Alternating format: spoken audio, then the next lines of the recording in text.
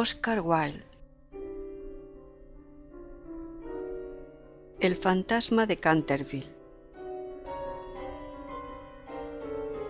Capítulo segundo. Leído por Alba.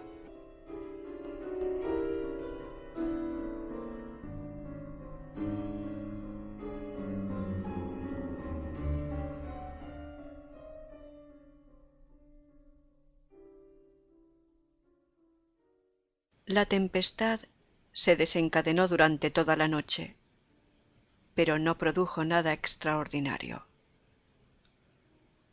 Al día siguiente, por la mañana, cuando bajaron a almorzar, encontraron de nuevo la terrible mancha sobre el entarimado. «No creo que tenga la culpa el limpiador sin rival», dijo Washington, «pues lo he ensayado sobre toda clase de manchas. Debe ser el fantasma». En consecuencia, borró la mancha después de frotar un poco. Al otro día, por la mañana, había reaparecido. Y, sin embargo, la biblioteca había permanecido cerrada la noche anterior, porque el señor Otis se había llevado la llave para arriba. Desde entonces, la familia empezó a interesarse por aquello. El señor Otis se hallaba a punto de creer que había estado demasiado dogmático negando la existencia de los fantasmas. La señora Otis expresó su intención de afiliarse a la sociedad psíquica y Washington preparó una larga carta a los señores Mears y Podmone basada en la persistencia de las manchas de sangre cuando provienen de un crimen. Aquella noche disipó todas las dudas sobre la existencia objetiva de los fantasmas. La familia había aprovechado la frescura de la tarde para dar un paseo en coche. Regresaron a las 9, tomando una ligera cena. La conversación no recayó ni un momento sobre los fantasmas, de manera que faltaban hasta las condiciones más elementales de espera y de receptibilidad que preceden tan a menudo a los fenómenos psíquicos. Los asuntos que discutieron, por lo que luego he sabido por la señora Otis, fueron simplemente los habituales en la conversación de los norteamericanos cultos que pertenecen a las clases elevadas, como, por ejemplo, la inmensa superioridad de Miss Jenny Davenport sobre Sarah Bernard como actriz, la dificultad para encontrar maíz verde, galletas de trigo sarraceno, aun en las mejores casas inglesas, la importancia de Boston en el desenvolvimiento del alma universal, las ventajas del sistema que consiste en anotar los equipajes de los viajeros y la dulzura del acento neoyorquino comparado con el dejo de Londres. No se trató para nada de lo sobrenatural. No se hizo ni la menor alusión indirecta a Simón de Canterville. A las 11 la familia se retiró. A las 12:30 estaban apagadas todas las luces. Poco después, el señor Otis se despertó con un ruido singular en el corredor, fuera de su habitación. Parecía un ruido de hierros viejos y se acercaba cada vez más. Se levantó en el acto, encendió la luz y miró la hora. Era la 1 en punto. El señor Otis estaba perfectamente tranquilo. Se tomó el pulso y no lo encontró nada alterado. El ruido extraño continuaba, al mismo tiempo que se oía claramente el sonar de unos pasos. El señor Otis se puso las zapatillas, tomó un frasquito alargado de su tocador y abrió la puerta. Y vio frente a él, en el pálido claro de luna, a un viejo de aspecto terrible. Sus ojos parecían carbones encendidos. Una larga cabellera gris caía en mechones revueltos sobre sus hombros. Sus ropas, de corte anticuado, estaban manchadas y en jirones. De sus muñecas y de sus tobillos colgaban unas pesadas cadenas y unos grilletes herrumbrosos. «Mi distinguido señor», dijo el señor Otis, «permítame que le ruegue vivamente que engrase sus cadenas. Le he traído para ello una botella de engrasador Tammany Sol Levante. Dicen que una sola untura es eficacísima, y en la etiqueta hay varios certificados de nuestros agoreros nativos más ilustres que dan fe de ello. Voy a dejársela aquí, al lado de las mecedoras, y tendré un verdadero placer en proporcionarle más, si así lo desea».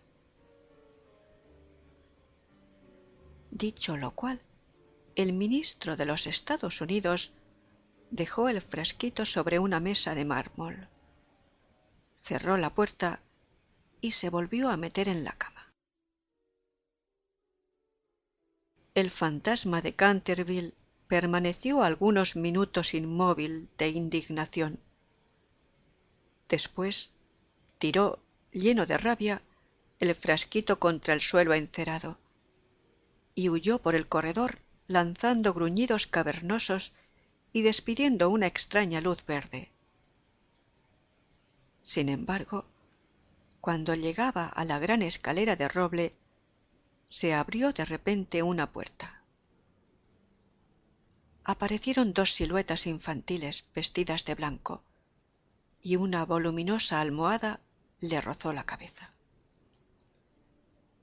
Evidentemente, no había tiempo que perder. Así es que, utilizando como medio de fuga la cuarta dimensión del espacio, se desvaneció a través del estuco, y la casa recobró su tranquilidad. Llegado a un cuartito secreto del ala izquierda, se adosó a un rayo de luna para tomar aliento, y se puso a reflexionar para darse cuenta de su situación. Jamás, en toda su brillante carrera, que duraba ya 300 años seguidos, fue injuriado tan groseramente. Se acordó de la duquesa viuda, en quien provocó una crisis de terror, estando mirándose al espejo cubierta de brillantes y de encajes. De las 4 doncellas a quienes había enloquecido produciéndoles convulsiones histéricas, sólo con hacerles visajes entre las cortinas de una de las habitaciones destinada a invitados.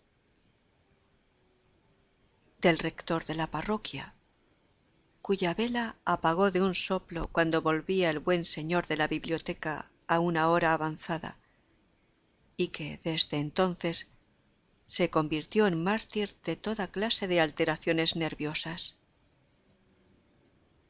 De la vieja señora de Tremouillac, que, al despertarse a medianoche, lo vio sentado en un sillón al lado de la lumbre, en forma de esqueleto, entretenido en leer el diario que redactaba ella de su vida, y que, de resultas de la impresión, tuvo que guardar cama durante 6 meses, víctima de un ataque cerebral. Una vez curada, se reconcilió con la Iglesia y rompió toda clase de relaciones con el señalado escéptico Monsieur de Voltaire. Recordó igualmente la noche terrible en que el bribón de Lord Canterville fue hallado agonizante en su tocador, con una sota de espadas hundida en la garganta, viéndose obligado a confesar que por medio de aquella carta había timado la suma de 10.000 libras a Carlos Foss, en casa de Rochford, y juraba que aquella carta se la hizo tragar el fantasma. Todas sus grandes hazañas le volvían a la mente.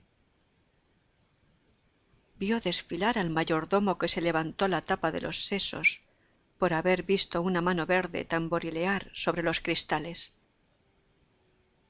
Y la bella Lady Stephen, condenada a llevar alrededor del cuello un collar de terciopelo negro para tapar la señal de 5 dedos, impresos como un hierro candente sobre su blanca piel, y que terminó por ahogarse en el vivero que había al extremo de la Avenida Real. Y, lleno del entusiasmo ególatra del verdadero artista, pasó revista a sus creaciones más célebres. Se dedicó a una amarga sonrisa al evocar su última aparición en el papel de Rubén el Rojo o el Rorro estrangulado, su debut en el Gibeon, el vampiro flaco del páramo de Beverley, y el furor que causó una tarde encantadora de junio solo con jugar a los bolos con sus propios huesos sobre el campo de hierba de lawn tenis. ¿Y todo para qué? Para que unos miserables norteamericanos le ofreciesen el engrasador marca Sol Levante y le tirasen almohadas a la cabeza. Era realmente intolerable.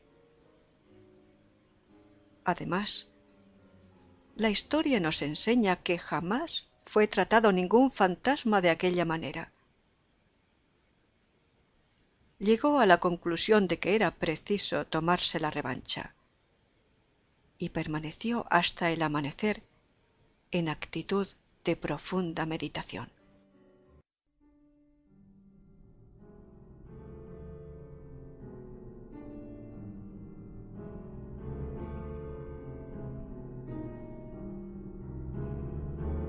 Fin del capítulo 2 de El fantasma de Canterville,